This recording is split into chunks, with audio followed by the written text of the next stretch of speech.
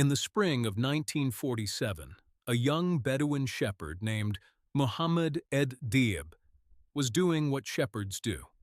He was watching his goats in the hills above the Dead Sea, in a stretch of desert so desolate it barely registers on a map. One of his animals had wandered off. He went looking for it along the cliffs. And then, the way the story goes, he threw a rock into a dark opening in the hillside, just to see what was there. He heard something shatter. He didn't go in that day. He came back the next morning with a friend. They climbed into the cave and found something that looked, at first, like garbage. Clay jars, old cloth, broken pottery. But inside the jars were scrolls, ancient scrolls wrapped in linen, dark, cracked, fragile, and covered in a language neither of them could read. They had no idea what they were holding. They took the scrolls to a market in Bethlehem. A dealer bought several of them for a few dollars.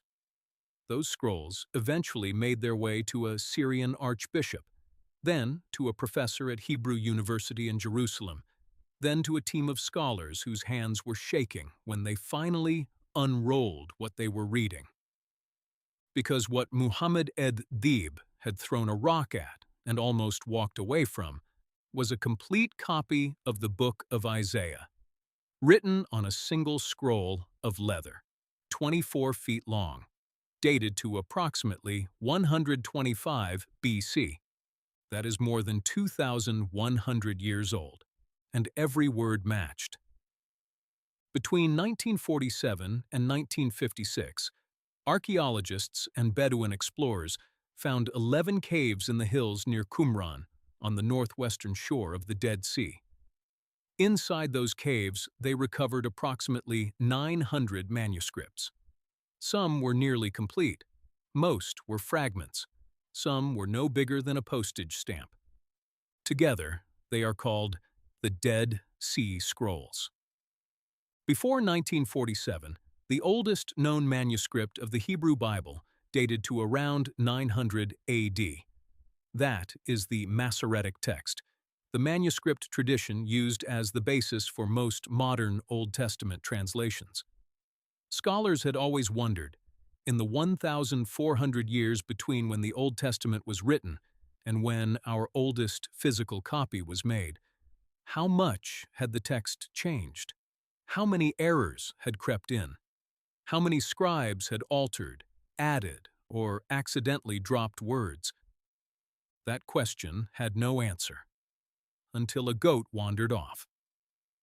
The Great Isaiah Scroll, found in Cave 1, was dated to roughly 125 BC.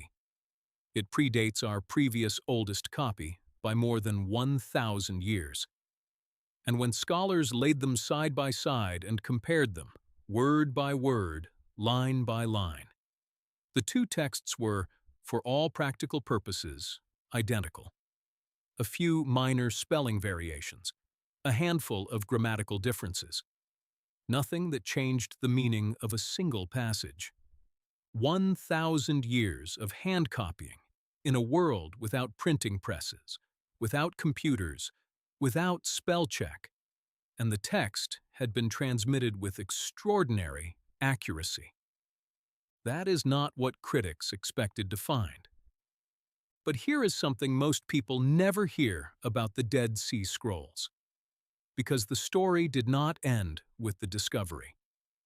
When the scrolls were first recovered, a small international team of scholars was assigned to study and publish them. That team controlled access to the original photographs of the manuscripts. And for the next 40 years, they shared almost nothing. Other researchers asked to see the texts. They were refused. Universities applied for access. They were denied. Scholars who spent their careers studying the Hebrew Bible were told, in effect, to wait. The team published slowly, painfully slowly. Some fragments sat untouched for decades. By the 1980s, it had become one of the strangest intellectual scandals in modern academic history. a collection that belonged, in every meaningful sense, to the world, was being held by a handful of people who weren't finished with it yet. In 1991, the Huntington Library in California broke the embargo. They had obtained a set of microfilm copies through a secondary source, and they announced that any qualified scholar could access them freely. Within weeks, two other researchers published a complete reconstruction of the unpublished texts using a computer concordance that had been compiled years earlier without anyone realizing its implications. The monopoly collapsed almost overnight. The full collection became publicly available. And when the wider scholarly community finally got to examine everything, they found no conspiracies, no suppressed gospels, no hidden revelations. What they found was largely consistent with what had already been published. The delay had not been about concealing something dangerous. It had been, apparently, about academic possessiveness on a spectacular scale. But the 40-year wait had done something that no amount of scholarship could entirely undo. It had fed speculation, it had generated theories, and it had convinced a significant portion of the public that someone, somewhere, was hiding something. The scrolls themselves had never been the problem. The people controlling them had been. To understand why these scrolls were in a cave in the desert, you need to understand the community that put them there. About a mile south of the caves, archaeologists excavated the ruins of a settlement called Qumran. Based on the evidence, most scholars believe this was the home of a Jewish sect known as the Essenes. They were not the Pharisees. They were not the Sadducees. They were something else entirely. A group of men who had retreated from Jerusalem, from the temple, from what they saw as a corrupt and compromised religious establishment, and built a community in the desert. They were, by every measure, religious extremists, devoted to purity, committed to the strict interpretation of the law. They lived communally, owned nothing individually, ate together, prayed together, and copied scripture with a level of precision that bordered on obsession. And they had a library. Scholars believe the collection at Qumran represented the working library of this community, accumulated over roughly 2 centuries, between approximately 300 BC and 68 AD. The collection included every book of the Hebrew Bible except Esther. It included texts we have never found anywhere else, and it included documents that described the beliefs, rules, and expectations of the community itself. When the Roman army marched toward Jerusalem in 68 AD, in the campaign that would end with the destruction of the temple in 70 AD, someone at Qumran made a decision. They wrapped the scrolls in linen. They sealed them in clay jars. They carried them into the caves in the cliffs above the settlement. And they hid them. They never came back. Whether the community was killed, dispersed, or fled, we don't know. But the scrolls stayed in the dark for nearly 2,000 years, waiting for a shepherd and a lost goat. And if you want to understand the scale of what was hidden, you need to know about Cave 4. Most of the caves at Qumran contained a manageable number of scrolls. Cave 1 had the Great Isaiah Scroll and a handful of others, complete, wrapped, sealed in jars, clearly placed there deliberately. But Cave 4 was different. Cave 4 was dug directly into the Marl Terrace, just a few hundred feet from the main settlement. It was not a natural cave. It was carved. And when archaeologists entered it in 1952, they did not find jars. They found fragments, thousands of them, tens of thousands of them, scattered across the floor, mixed with soil and debris, some no larger than a fingernail. Cave 4 contained the remains of more than 500 different manuscripts. More than half of the entire Dead Sea Scrolls collection came from a single room the size of a large closet.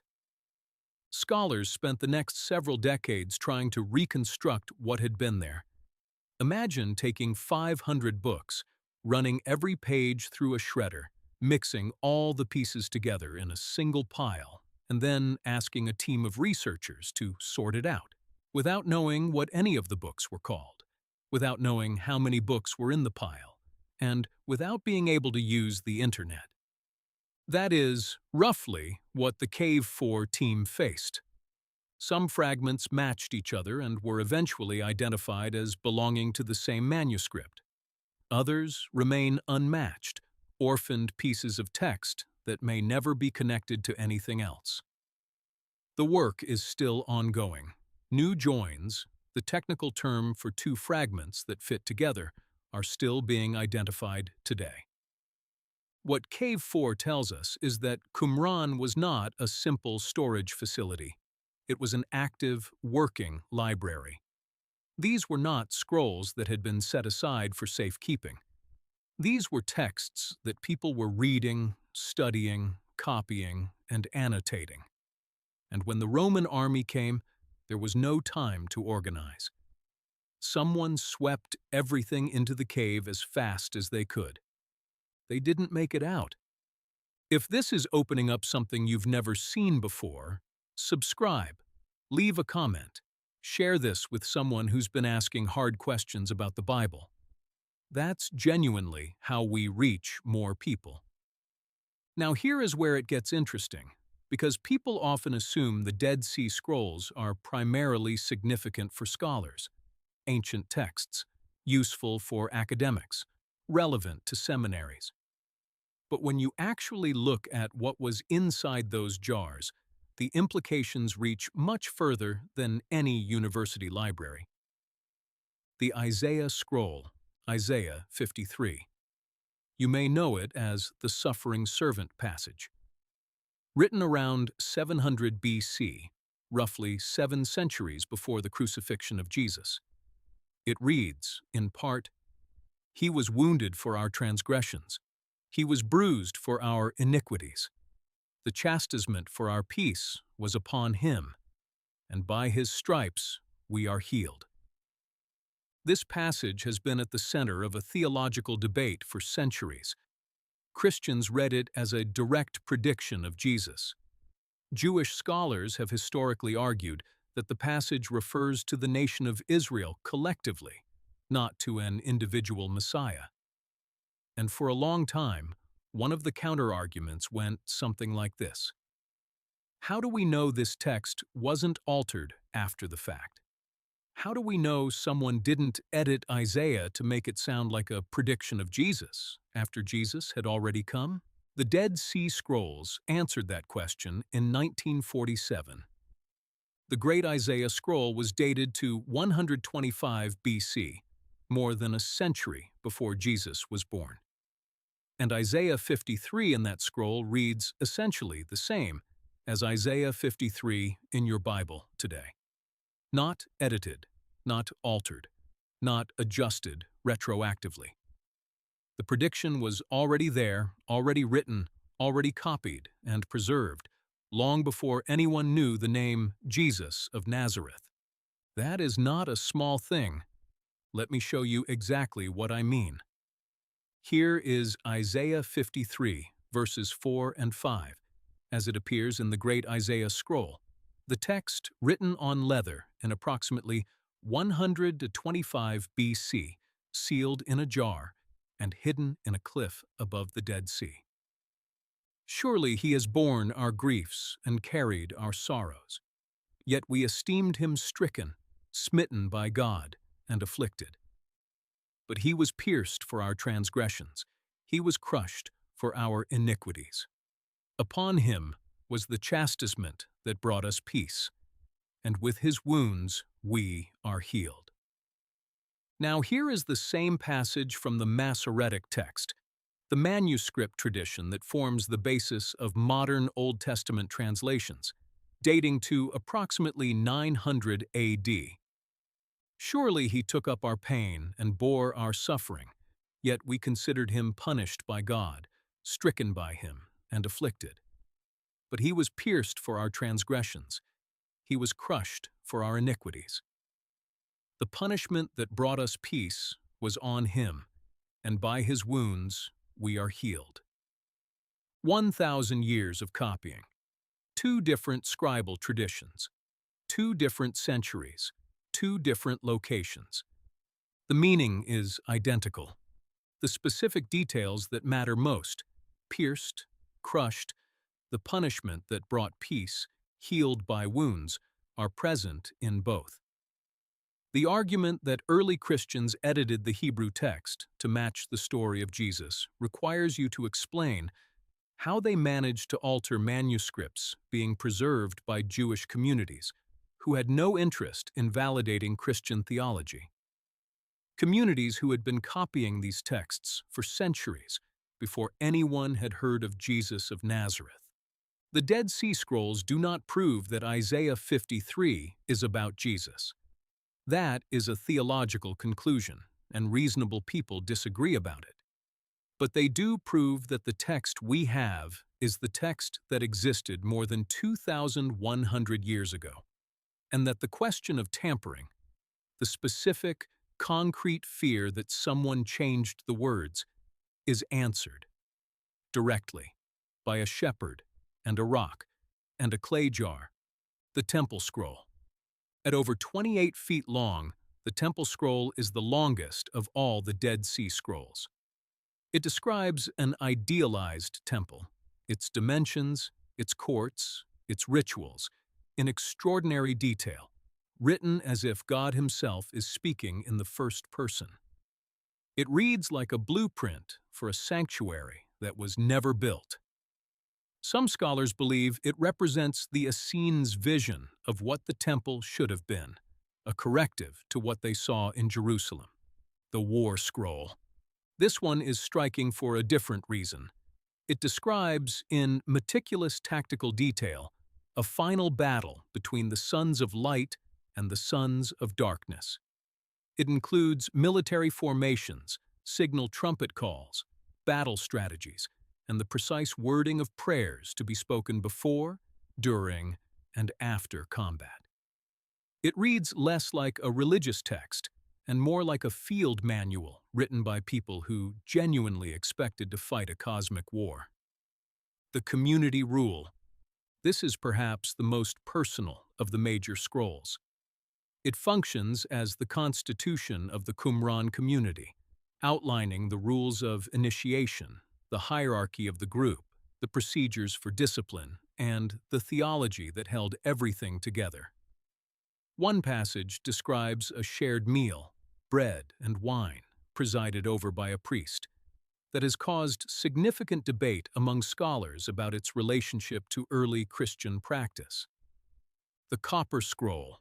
Then there is the anomaly, found in Cave 3, written not on leather or papyrus but on a thin sheet of copper. And unlike every other scroll found at Qumran, it is not a religious text. It is a list. 64 locations, described with specific geographic markers, each associated with a hidden cache of gold, silver, or other treasures. Scholars have debated for decades whether this represents an actual treasure map, possibly listing the hidden wealth of the Jerusalem temple before its destruction, or a purely symbolic document. No one has found the treasure. The debate continues. And then there's a connection that most people completely miss. Among the scrolls found at Qumran, one text appears repeatedly, cited as the foundation of the community's entire existence. It is a passage from Isaiah, chapter 40, verse 3. A voice crying in the wilderness, "Prepare the way of the Lord. Make straight in the desert a highway for our God." The Essenes believed this verse described them. They had gone into the wilderness. They were preparing. They were waiting for something, a final confrontation, a messianic figure, a moment when everything would change. They lived in the desert above the Dead Sea. They wore simple clothing. They ate communally. They practiced ritual immersion in water as a sign of purification. They rejected the temple establishment in Jerusalem as corrupt and compromised. Now open the Gospel of Mark. Chapter 1, verse 3. John the Baptist appears in the wilderness. The text quotes Isaiah 43 directly, the same verse the Essenes used to describe themselves. John wears simple clothing. He lives in the desert. He practices baptism, immersion in water as a sign of purification. He declares that the temple establishment has gone wrong. The overlap is not subtle.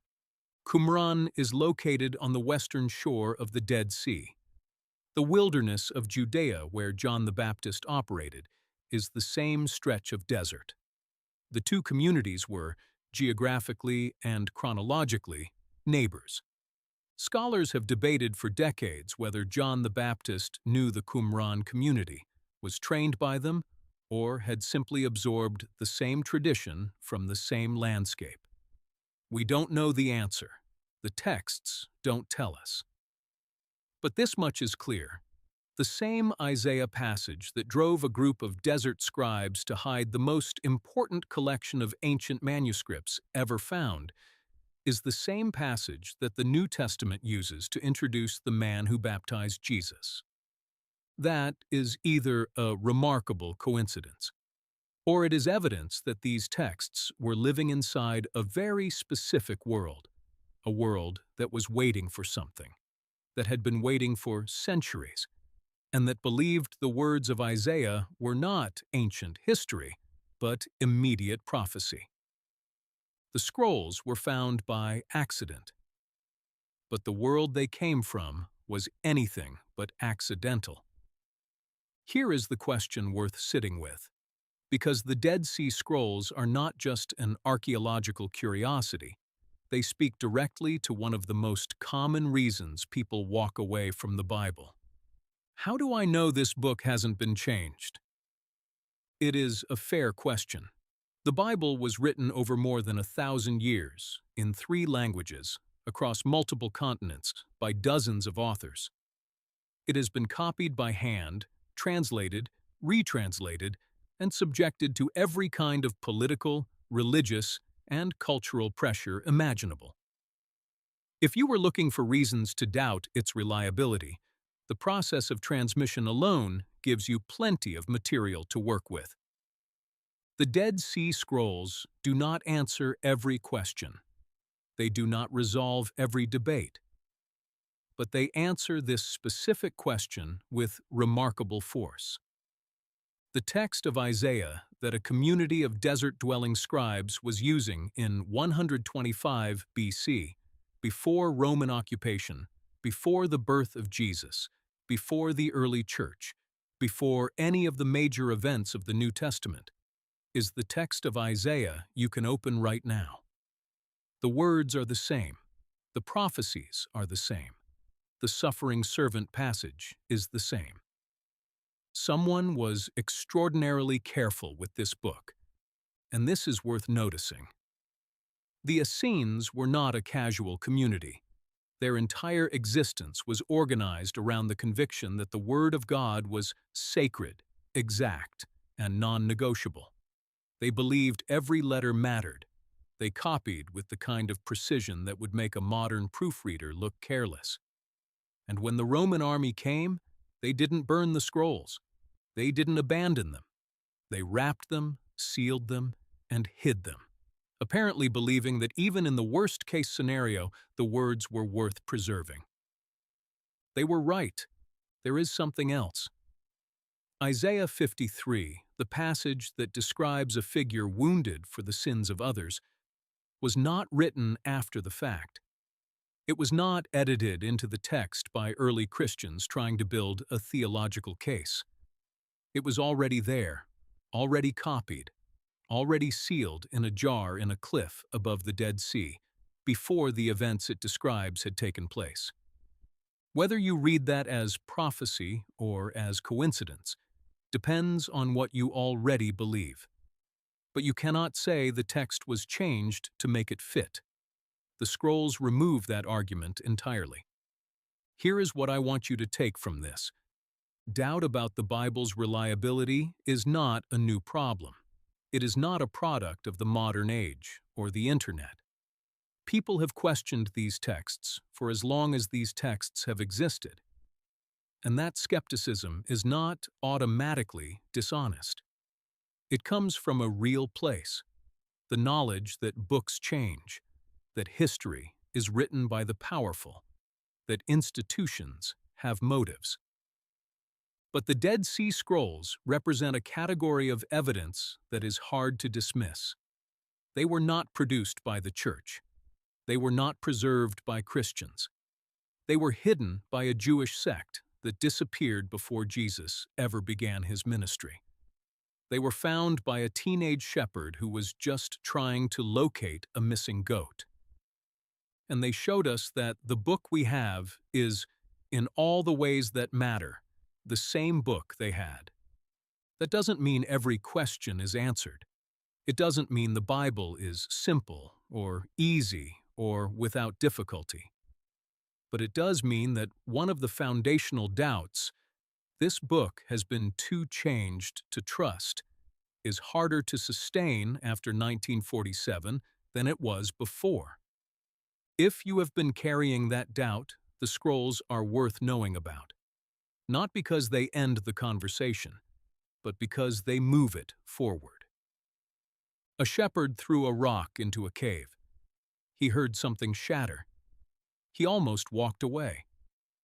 Inside were words that had been waiting in the dark for 2,000 years. And those words said what they had always said. That is the story of the Dead Sea Scrolls.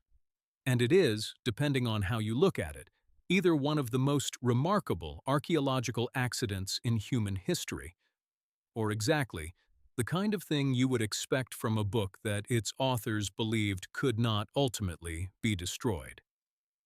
If this changed how you see it, subscribe, leave a comment below, I read everyone, and share this with someone who needs to hear it.